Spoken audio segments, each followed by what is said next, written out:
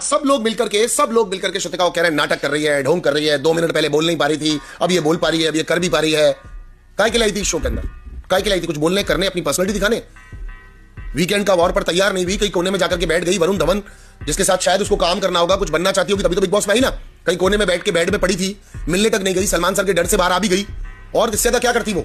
Paste नहीं करती, नहाती नहीं। वीकेंड का वॉर पर सबसे ग्रेसफुल कपड़े पहन के तैयार होने वाली लड़की रो रो करके सलमान सर के सामने बैठी थी कि मुझे कुछ समझ में नहीं आ रहा, I want to go home, मुझे घर जाना है। अब इससे ज्यादा वो क्या करे?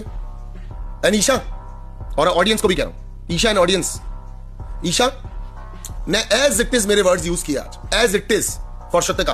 और सलमान सर के सामने जो कल आपने मेरे रिव्यू में देखा होगा, सेम वर्ड यूज किया कि उसको समझ में नहीं है। फटाफट इतने सारे इंसिडेंसेस हो रहे थे, वो कंफ्यूज थी, वो नाम ले चुकी थी, वो घर में कौन किस नंबर पर खड़ा है, किस पोजीशन पर है, किसके किसके रिश्ते हैं, कैसे हैं, अपनी फ्रेंडशिप्स को मेंटेन करते हुए उसने एक नंबर ले लिया। उस नंबर के बाद बिग बॉस ने जब उसको कहा तो उसको इतने सारे ताने पहले पड़ चुके थे कि उसको समझ में नहीं आ रहा था कि एक बार और चेंज करूंगी तो गले पड़ेंगे मेरे लोग। इसलिए उसने अपनी प्रायोरिटी लिस्ट को चेंज नहीं किया जो बिग बॉस ने मांगी थी।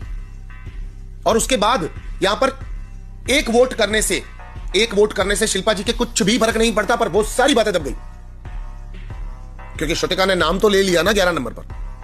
आप नोटिस कर रहे हो लोगों के साथ क्या हो रहा है? आप नोटिस कर रहे हो कि अगर मेकर्स किसी के पीछे पड़ जाए तो ये घर के अंदर के लोग भी उसको लेफ्ट आउट करके कोने में फेंक देते हैं।